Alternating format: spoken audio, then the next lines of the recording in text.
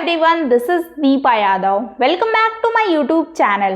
तो आज मैं आप लोग के लिए लेके आई हूँ ज्योग्राफी का प्रैक्टिस सेट 13 और ये क्वेश्चंस आपके UP TGT, PGT, LT grade और भी सारे एग्जाम्स को ध्यान में रखते हुए 2023 के लिए। तो ये प्रैक्टिस सेट आपके लिए काफ़ी यूजफुल होने वाली है।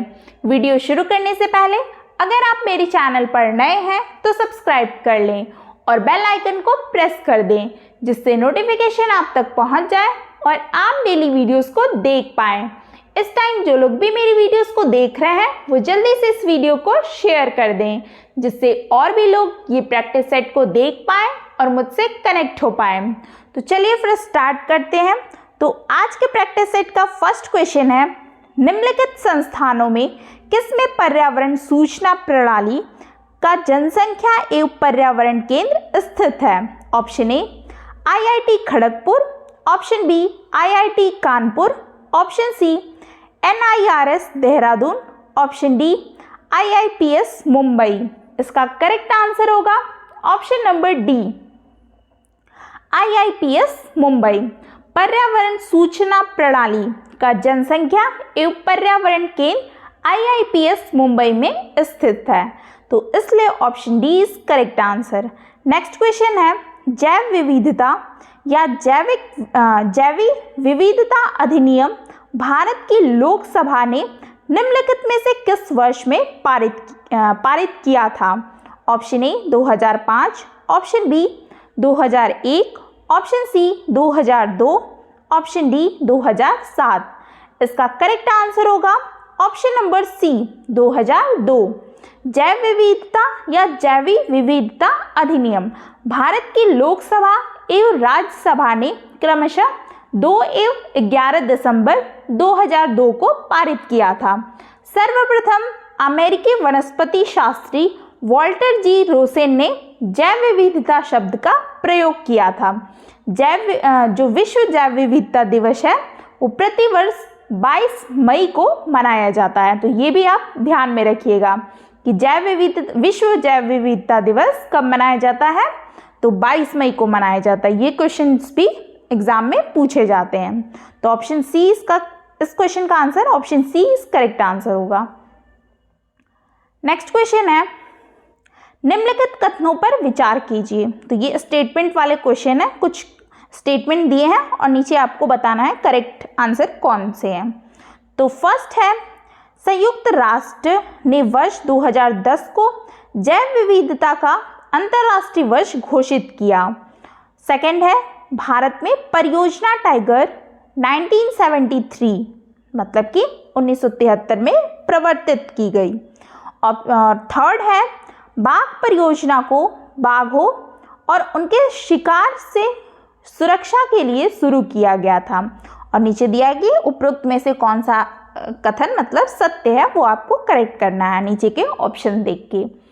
तो जो ये फर्स्ट वाला है कि संयुक्त राष्ट्र ने वर्ष 2010 को जैव विविधता का अंतर्राष्ट्रीय वर्ष घोषित किया, तो ये आपका करेक्ट है। ठीक है, 2010 को जैव विविधता का अंतर्राष्ट्रीय वर्ष घोषित किया गया, तो फर्स्ट तो करेक्ट हो गया। सेकंड है, भारत में परियोजना टाइगर 1973 में क्या है प्रवर्तित की गई थी। ठीक, तो ये भी क्या है करेक्ट है। और थर्ड है आपका, बाघ परियोजना को बाघों और उनके शिकार से सुरक्षा के लिए शुरू किया गया था। इसका उद्देश्य था कि बाघों को शिकार से सुरक्षा प्रदान करना, बाघ बचाओ परियोजना, ठीक, उस टाइम शुरू की गई थी। तो ये तीनों ही स्टेटमेंट क्या है सही हैं। तो इसका करेक्ट आंसर नीचे के ऑप्शन से हो जाएगा आपका option number D, first, second और थर्ड, क्योंकि तीनों ही सही हैं। तो option D is correct answer. Next question है, पर्यावरण सुरक्षा अधिनियम पारित हुआ। ऑप्शन ए 1972 में, ऑप्शन बी 1986 में, ऑप्शन सी 1992 में, ऑप्शन डी 1994 में।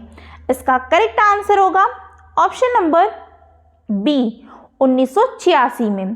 पर्यावरण अधिनियम the environment protection act 1986 Bharat में वर्ष 1986 में पारित हुआ था और यह अधिनियम संपूर्ण भारत में लागू है। ठीक, तो इसलिए option B is correct answer. Next question है, देश में वन्यजीव संरक्षण अधिनियम कब लागू किया गया? ऑप्शन ए वर्ष 1965 में, ऑप्शन बी वर्ष 1970 में, ऑप्शन सी वर्ष 1972 में, ऑप्शन डी वर्ष 1980 में। इसका करेक्ट आंसर होगा ऑप्शन नंबर सी, वर्ष 1972 में। देश में वन्यजीव संरक्षण अधिनियम वर्ष 1972 में लागू किया गया और इसके तहत दुर्लभ एवं संकटापन्न प्रजातियों के व्यापार को प्रतिबंधित कर दिया गया है। तो देश में वन्यजीव संरक्षण अधिनियम 1972 में लागू किया गया है। तो option C is correct answer. Next question है, निम्नलिखित में से कौन सा हॉटस्पॉट पश्चिमी घाट में स्थित नहीं है? यहाँ पे नहीं पूछा है।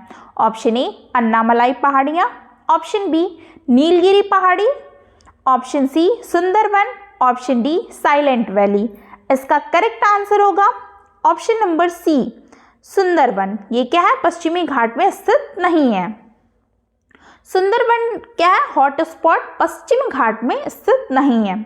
सुंदरवन एक मैंग्रोव वन क्षेत्र के लिए जाना जाता है और यह भारत तथा बांग्लादेश में स्थित विश्व का सबसे बड़ा नदी डेल्टा है। ठीक, तो सुंदरवन क्या है आपका? हॉटस्पॉट पश्चिमी घाट में स्थित नहीं है, तो इसका ऑप्शन सी करेक्ट आंसर हो जाएगा। और बाकी अन्नामलाई पहाड़ियाँ, नीलगिरी पहाड़ियाँ और साइलेंट वैली ये हॉटस्पॉट पश्चिमी घाट में स्थित है। ठीक, नेक्स्ट क्वेश्चन है, जैविक विविधता हॉटस्पॉट संबंधित नहीं है, इसमें भी नहीं पूछा है। ऑप्शन ए हिमालय से, ऑप्शन बी पश्चिमी घाट से, ऑप्शन सी उत्तर पूर्व से, ऑप्शन डी विंध्यन से। तो option D is correct answer होगा इसका। ठीक है, भारत में जैविक विविधता हॉटस्पॉट से विंध्यन जो है ये नहीं है, क्योंकि भारत में जो जैव विविधता के 4 ही सिर्फ हॉटस्पॉट स्थलों में पहले नंबर पे आता है पूर्वी हिमालय, फिर पश्चिमी घाट सेकंड, थर्ड भारत म्यांमार क्षेत्र और फोर्थ आपका आ जाता है कि अंडमान और निकोबार द्वीप समूह है। तो ये आपके 4 हॉटस्पॉट है भारत में जैव विविधता के। और ये हॉटस्पॉट है क्या, ये भी जान लो कि हॉटस्पॉट ऐसे स्थल को कहा जाता है जहां पर जातियों की पर्याप्तता तथा स्थानीय जातियों की अधिकता पाई जाती है, परंतु क्या है कि इन जीव जातियों के अस्तित्व पर क्या है, निरंतर संकट बना हुआ है। ठीक, तो हॉटस्पॉट भी समझ गए कि क्या होता है। ठीक, तो जो जैविक विविधता हॉटस्पॉट संबंधित नहीं है वो है विंध्यंस। और भारत में कितने हैं? कुल 4 जैविक विविधता हॉटस्पॉट हैं। ठीक है, तो option D is correct answer. Next question है, भारत का प्रथम जैव मंडल आरक्षित क्षेत्र कहाँ स्थापित किया गया है? Option A Nanda Devi, option B Nilgiri, option C है Sundarban, option D great Nicobar. इसका करेक्ट आंसर होगा option number B, Nilgiri. Bharat का प्रथम जैव मंडल आरक्षित क्षेत्र नीलगिरी में वर्ष 1986 में स्थापित किया गया था। तो इसलिए option B is correct answer. Next question है, भारत में आरक्षित जैव क्षेत्रों की संख्या क्या है? Option A 10, option B 13, option C 18, option D 20। इसका करेक्ट आंसर है ऑप्शन नंबर सी 18। भारत में आरक्षित जैव क्षेत्रों की संख्या कुल 18 है, तो option C is correct answer. Next question है, केरल में कौन सा वन्यजीव रिजर्व हाथियों के लिए जाना जाता है? Option A Parakal, option B Periyar, option C Chandraprabha, option D Kanha. इसका करेक्ट आंसर होगा option number B Periyar. Kerala का पेरियार जो है राष्ट्रीय उद्यान हाथियों के संरक्षण के लिए जाना जाता है, तो इसलिए option B is correct answer. Next question है, मूक घाटी आंदोलन संबंधित है? ऑप्शन ए केरल से, ऑप्शन बी राजस्थान से, ऑप्शन सी संयुक्त राज्य अमेरिका से, ऑप्शन डी कर्नाटक से। इसका करेक्ट आंसर होगा ऑप्शन नंबर ए केरल से। मूक घाटी आंदोलन केरल से संबंधित है। इसको ध्यान से सुनिएगा, इसका एक्सप्लेनेशन। और केरल सरकार ने 1970 के दशक में कुंती पूजा, जो कुंती पूजा नदी है पर कुद्रेमुख जो परियोजना का के अंतर्गत बिजली निर्माण, ठीक है, कहाँ पे, कुद्रेमुख परियोजना के अंतर्गत बिजली निर्माण हेतु यहाँ पे बांध का प्रस्ताव रखा गया था, जिसका स्थानीय लोगों ने, पर्यावरणविदों ने, वन वैज्ञानिक ने विरोध किया। तब तत्कालीन प्रधानमंत्री कौन थी? इंदिरा गांधी। इंदिरा गांधी के हस्तक्षेप से राज्य सरकार को परियोजना को क्या किया गया? रद्द करना पड़ा। तो इसे ही मूक घाटी आंदोलन कहा जाता है, ठीक है, और इसे साइलेंट वैली प्रोजेक्ट भी कहा जाता है। तो इसलिए मूक घाटी आंदोलन किससे संबंधित है? तो ऑप्शन ए केरल से है। तो option A is correct answer. Next question है, निम्नलिखित राज्यों में से जिसमें साइलेंट वैली प्रोजेक्ट स्थापित किया जा रहा है? Option A Tamil Nadu, option B Kerala, option C Himachal Pradesh, option C है, ऑप्शन डी है सिक्किम।